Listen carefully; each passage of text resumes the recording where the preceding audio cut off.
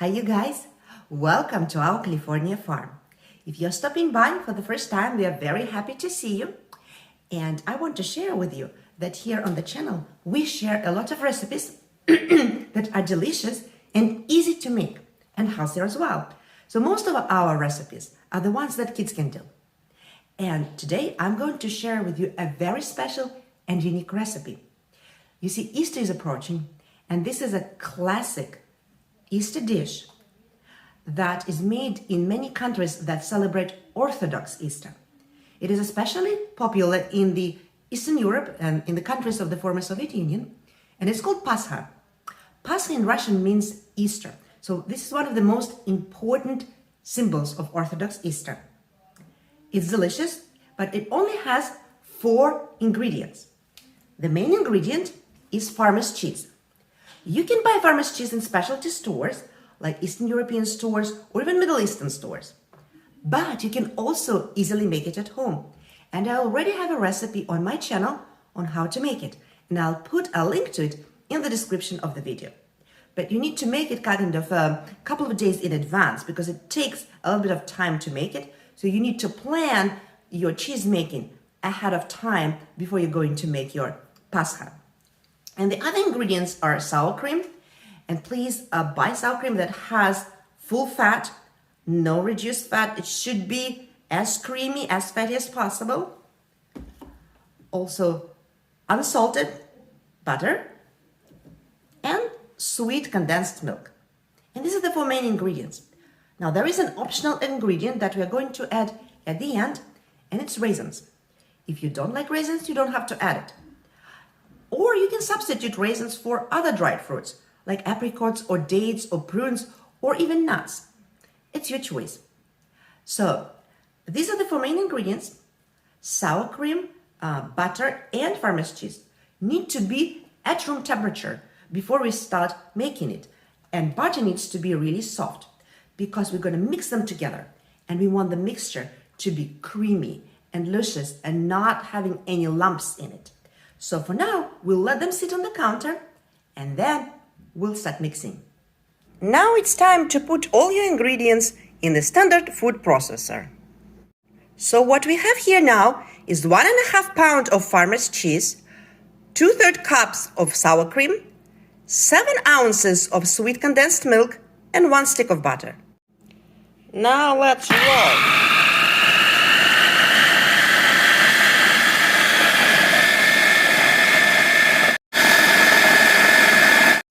After about 30 to 40 seconds, we have this nice, smooth, creamy consistency. And it's done. Put your mixture into a bowl, and now it's time to add dry fruits.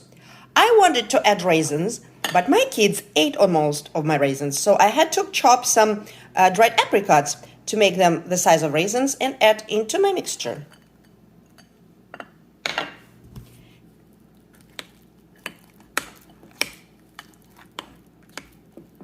Now that your pasta mixture is ready, it's time for a very important step.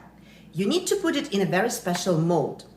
This one is a traditional one. I brought it from home, but you can easily buy it on Amazon, and I'll put the link to the product in the description of the video. It can be plastic or it can be wood.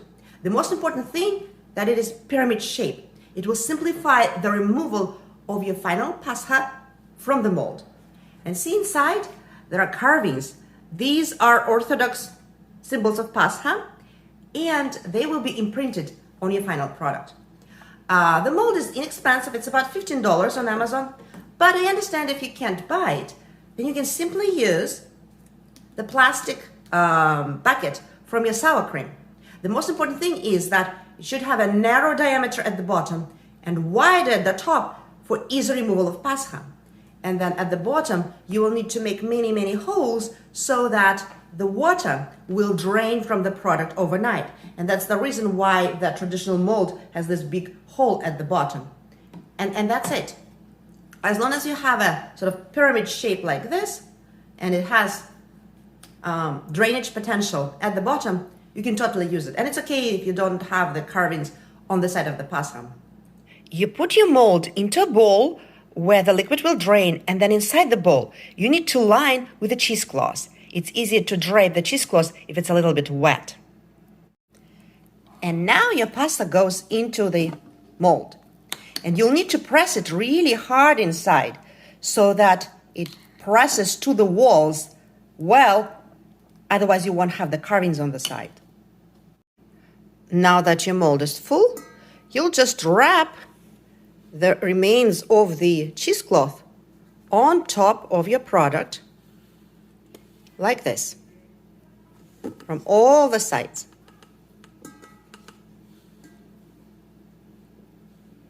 And you can even press it a little bit further down into the mold because it really has to go all inside very firmly.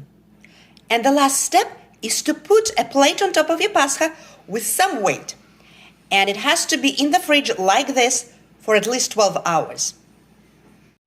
Now, who is ready for the big reveal? It's morning. Our Easter dessert was waiting in the fridge for about 16 hours. And you see what I told you yesterday? The liquid have separated. That's what you would expect. Okay, well, now let's see how it looks like inside. So when you open up the form, you have to flip it around. The wider part should be on the bottom so that the dish makes a pyramid and it's stable. And here is the final dish. Bon appetit! If you like this video, don't forget to subscribe, give us a thumbs up, and ring a bell so that you're notified when the new videos are posted. Happy Easter!